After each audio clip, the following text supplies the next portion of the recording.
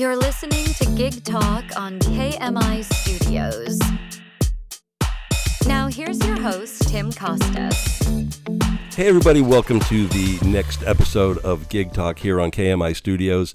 Today I have the amazing pleasure to be with my good friend, Greg Ragan. Woo! Oh my gosh, I hit the wrong button. They laughed at you. That Sounds wasn't about right. No, it was supposed to be like this. There he is. Oh, thank you. I don't want them laughing at you like that. Buddy, how are you, man? It's so good to see you. I am doing well, my friend. It is good to see you too. That's cool, man. You've been very busy, I hear. Yes, but it's not a bad thing. That's good. Tell us about some of the gigs things you're doing and what's going on lately. Lately, I'm trying to expand a little bit more than what I've been doing. On the horizon, on next weekend, I'm playing a big St. Patty's Day celebration in Kannapolis over at Gaelic Alley for their annual block party thing. I went last year. Oh, it's a good time. It's a good time. I would tell anybody that's in the listening range, all the 7 people that listen to this, that go check it out. Go check it out because Kannapolis is super cool these days. Anyway, it is. And Gaelic Alley does for such a little place. I mean, they take over that whole parking lot, that whole thing. They definitely do one of the. I'm a guy from Boston, so I know a good St. Patty's Day party and things. Right. And it's fantastic. I mean, it's really, really well done. So are you, where are some of the other places that you play and things? So I've been, recently I went back up to Rockwell Lake, up there at Water's Edge. I'm still doing Hop and Vine over in Davidson and Little Roberts in downtown Concord and all over the place. Are these like regular scheduled things for you? Yes. Yeah. Yeah, that's cool. So people can look you up and they can. China Grove, I'm up, Grove Cartel. So yeah, all over. How was it getting those kinds of shows? I mean, the coolest thing is being on a regular rotation because we all know that go and try to do the music thing. You know, you get a gig somewhere and then you're pounding the pavement again to get somewhere else, something else. And getting to a place where they'll book you and say, okay, once a month for the next 6 months or give you multiple things over the year and things like that. How was it finding those kinds of places? I mean, it took time, I imagine. It took time. I mean, honestly, Tim, I haven't gone searching in a long time. Wow. See, that's cool. I've been lucky with the whole I'll go play somewhere, and most of the time there's somebody else that's there, and they're like, hey, you sound pretty good. You want to come play here? Yep. And it's just word of mouth, you know. Yep. And yeah, I mean, you've been doing this for a while, so when we first met, which was probably 10, I've talked to a few people from our history on the show for the last, month or so, and it's like, oh, wow, it's been 10 years. It's been 12 years and things like that. We were going to open mics like at Sunshines and things like that, and I know that's one of the places that we first met. Mo had his one at the Speakeasy, which is probably the first place I ever saw you. And that's where I got my start, too. Oh, really? At the original Speakeasy in downtown Concord. Oh, I got you. Yeah.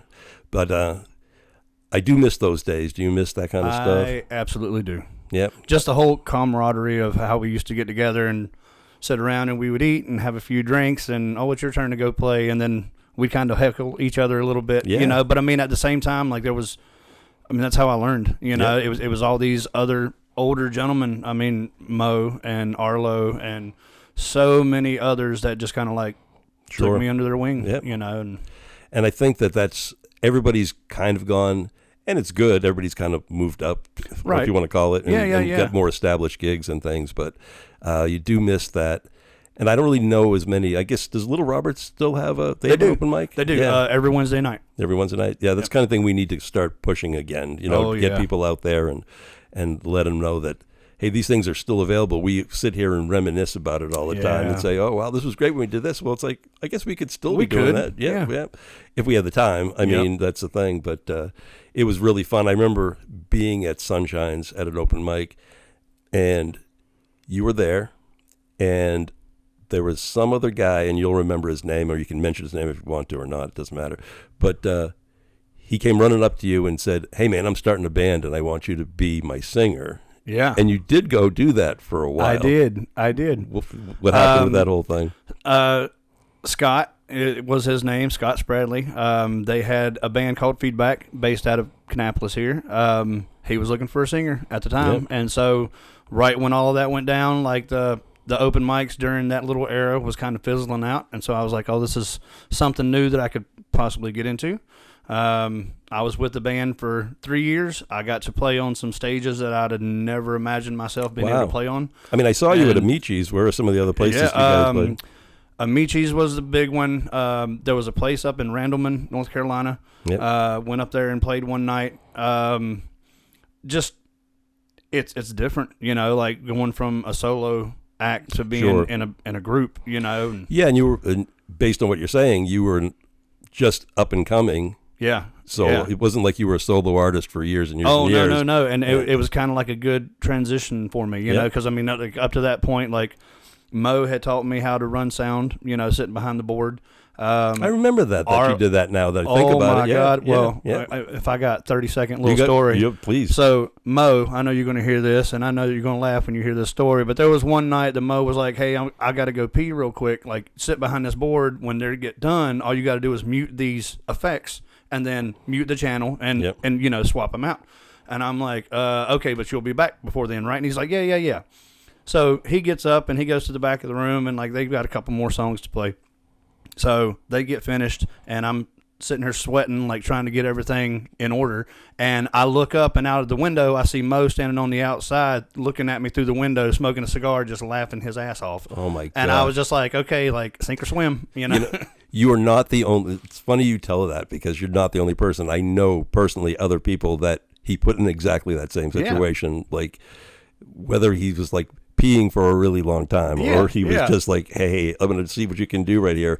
And I love his description of things. It's like, all you got to do is this, but then flip this page in an iPad that you don't even know how to use the thing. That's right. And do all these things. And don't sneeze, because you're probably going to blow a speaker because you hit something wrong. That's it. But good thing we love the guy. So but I mean, good. Honestly, like if it wasn't for guys like that teaching me along the way, you know, I mean, like learning to run the sound, and then like being able to do shows on my own, and then like being in the band for a few years, like it was this nice stepping stone along the way. You How know? long did you do the band thing? 3 years, a little bit over 3 years. I don't know why I thought it was less than that, but 3 years, that's a good chunk of time with any band. It was. And I mean it was fun. Like I had a lot of good memories. Were you playing guitar then too? I was. In the band? Yeah, I was. Originally was only supposed to become the singer. Yep. And then that's what I thought. Yeah. 2 weeks before the first show, the other guitarist had a falling out. And so like Scott come to me and he's like, I think we're going to have to cancel the show. And I was like, for what? Yeah. And he was like, oh, well, we need another guitarist. And I was like, what was I doing the night you met me? You know? and he sat there and goes, well, this is a bunch of songs. Okay, well, let me sit down with your son and we'll go through it. Yep. You know, and I had it, you know. Wow. So. Yeah. When I joined the band Uncanny, the 90s band I'm in right now, I had known the guitar player from before, and he hit me up and said, hey, you know, would you want to come in for an audition? And like, yeah, sure, I'll do it. And it's like, well, we have a show in like 4 weeks. And so I did the cram thing, right. 40 songs in 4 weeks, and they didn't miss a beat. So it was a good thing.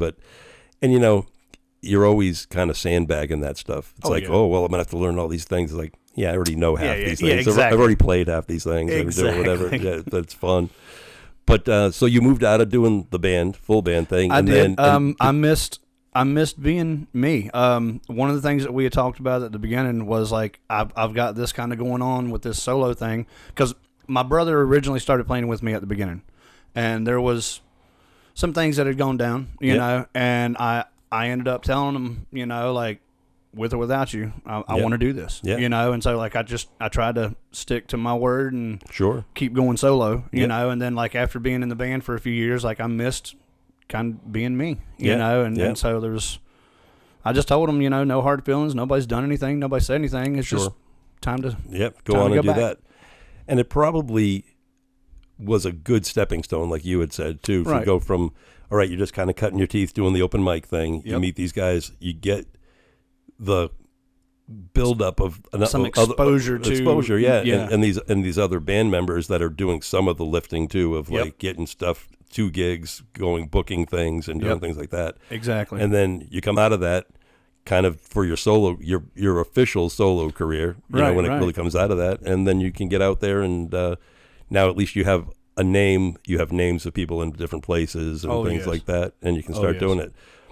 Where do you feel like right now the best places to play are for like solo acts and things like that? I mean,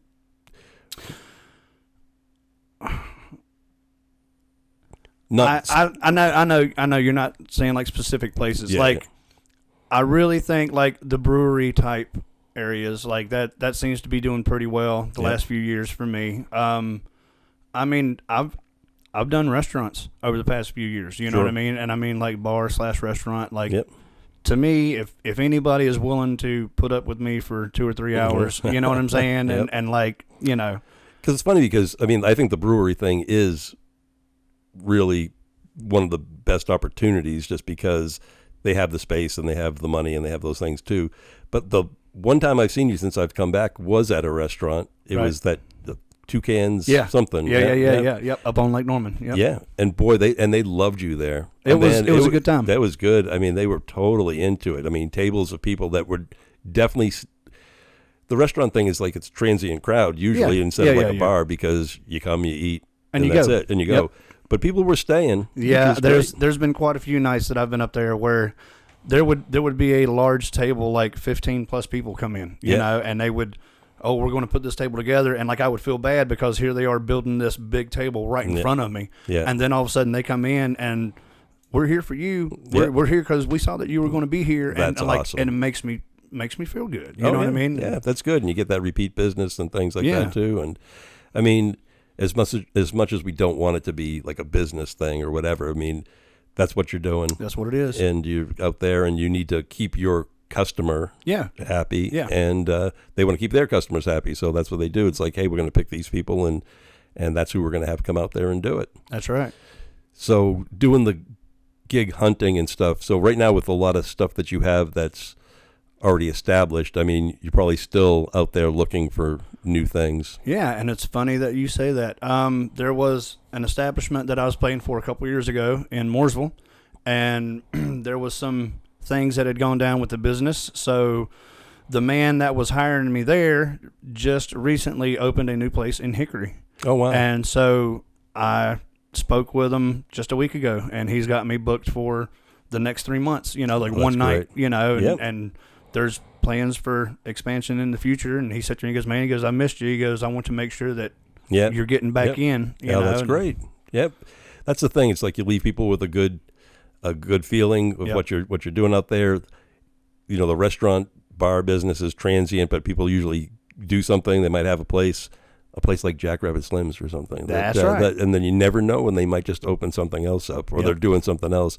So it's cool. I mean, it's like you keep people happy, and then they keep they calling you. Yeah. In turn, they keep you happy. You know, one of the things we're trying to do, like with KMI, is try to help artists get booked in places and things too. So we're kind of doing like a reverse thing of going to venues and saying, hey, let us do this for you, and then we're going to have a clientele of different artists and things like that. And we're scratching the surface a little bit. There's nothing gigantic to announce yet, but there'll be a time that I'll be calling you, so you can say, hey, well, listen, I can tell them I know the guy that you need to have here. It's gonna be fantastic. And you'd be surprised at how many times I've heard those words over the last few years. And I mean, like really, like it's word of mouth, or it's somebody sees you somewhere. There was a gig that I was playing a couple months ago in Mooresville, and in the middle of one of the sets, like this random gentleman walked up to me, started talking to me, and he was like, do you have a card? And I was like, yes, sir. And so he said to me, he goes, well, my wife and I just opened a spot up over in Cornelius. We'd love to have you come over there and play. And so, I mean, like, while I'm doing a show, I get another one right there, you know. I guess every gig's an audition in its own way. I've learned, like, you never know who is sitting in front of you. Sure. You know what I mean? And, I mean, you never know who they know, you know. And the days of being an A&R guy, those days are gone. Right. I mean, I grew up in Boston and would go to clubs and things, and there was people from record companies going to see bands and scouting them out. They ain't doing that anymore. But if you can just get other kind of gigs from it, then, I mean, that's a good thing. Yeah. That's great. Oh, yeah. It's cool. Well, I think what we're going to do real quick is take a little break. Okay. And hear something from a couple of sponsors, and we're going to come back, and then we're going to have you share some music with us, if that's cool. That sounds like a plan. Thanks, everybody. This is Gig Talk on KMI Studios, here with Greg Ragan. We'll be right back. You're listening to Gig Talk on KMI Studios.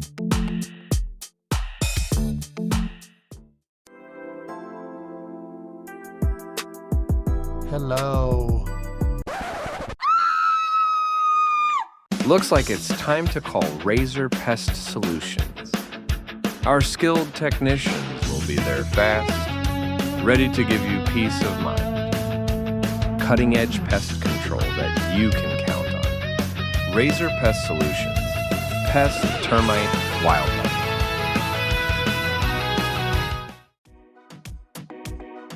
Tired of the same old channel surfing on a Tuesday night? How about a little excitement with music bingo at New Sarum Brewing? With your host, Richard Wagoner. After stints hosting both Jeopardy and The Price is Right, Richard now brings the fun to New Sarum every Tuesday night. Folks, this is not your grandma's bingo. It's got a little something for all musical tastes. From Dolly Parton to Korn, from Run DMC to Roy Clark. Get ready to be a winner. Brought to you by New Sarum Brewing and RW Entertainment. You're listening to Gig Talk on KMI Studios.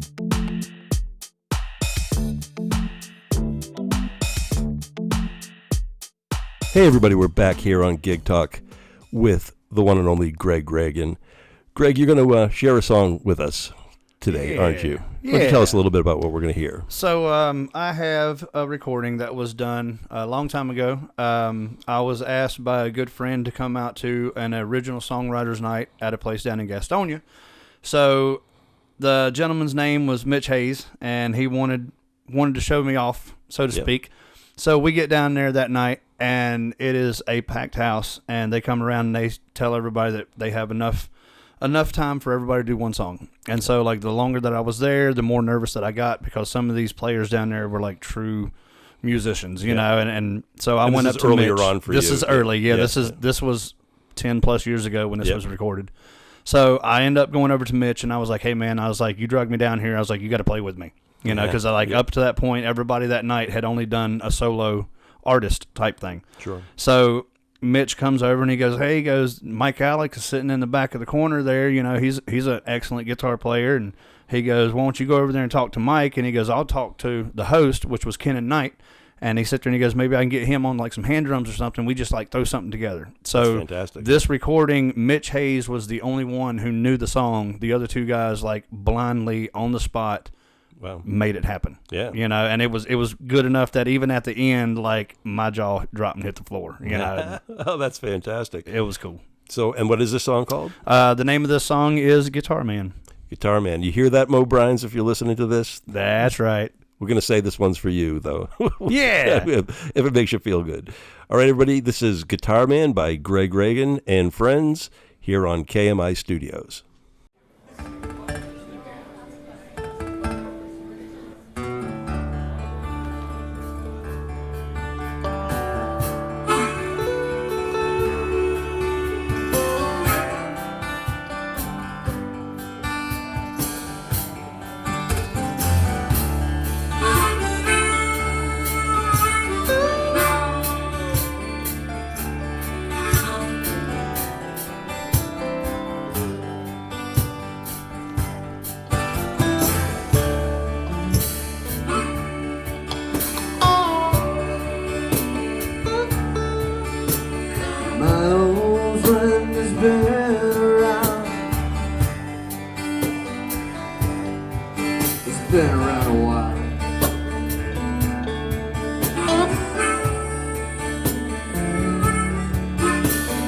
Every time I hear that sound,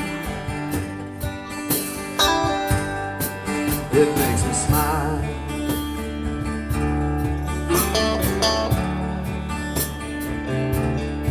You know they call me the Guitar Man, and I'm proud to stand and say that's who I am.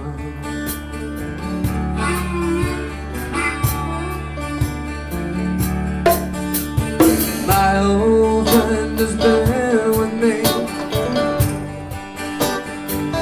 you know he's helped me through my days.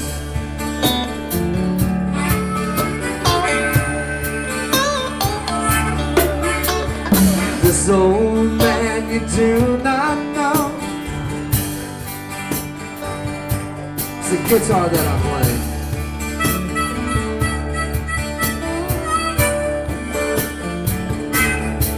They still call me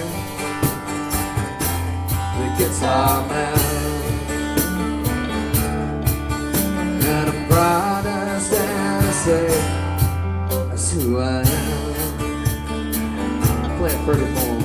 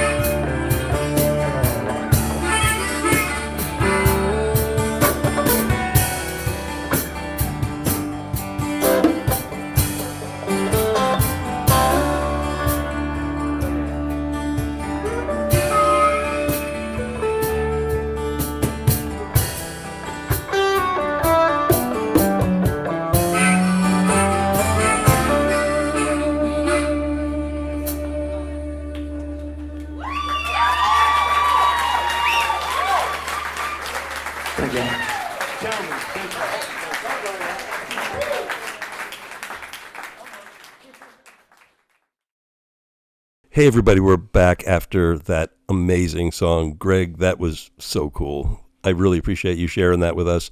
Why don't you tell everybody who was in that again? I know you mentioned it before, but that was down at a singer-songwriter night at Freeman's Pub in Gastonia. I am playing rhythm guitar and singing. Mitch Hayes is playing harmonica. Mike Alec is playing lead guitar, and Kenan Knight is playing the hand drums. Yep. And Mike and Kenan had no idea of what I was stepping up to the microphone to play. And, like, everything that you heard was on the spot, improv, blew everybody away. It's amazing how put together and rehearsed that even sounds, and it's like that came out of just nowhere. That's fantastic.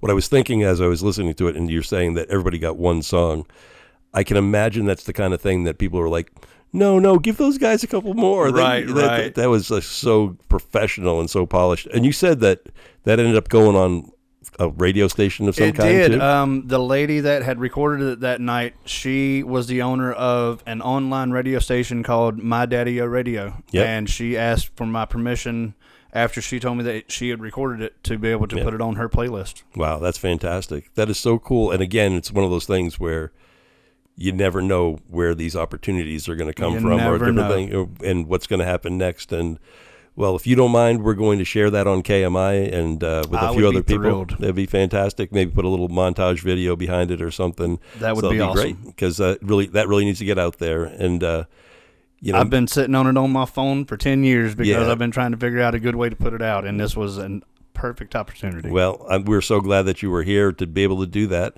Why don't you let everybody know where you're going to be playing next? Okay, so I do have a few dates that are coming up. Like I said earlier in the show, there's a St. Paddy's Day celebration in Kannapolis. It's happening on March 14th. I will be playing on the outdoor stage from 4 p.m. to 7 p.m. I will be following the very awesome Vince Koob, who's going to play from noon till 3. The weekend after that, on the 21st, I will be at Hop and Vine over in Davidson, playing from 7 to 10. The week after that, on the 27th, will be my first night heading out to Hickory to a new bar that's opening up called Embers and Oak Cigar Lounge. I'm looking forward to that one too. So fantastic, man! It's so great that you have so many opportunities. People, you need to go see this man. He is fantastic. Man, it's great seeing you. It's good to see you. Yeah, man. And thank you for this opportunity to come out and do this. Yep, we'll be having you back here again. Hopefully this thing will keep going. We won't get canceled or anything like that. That's right. But thanks, Greg. Everybody, thank you for listening to Gig Talk. We will see you next time here on KMI Studios. You're listening to Gig Talk on KMI Studios.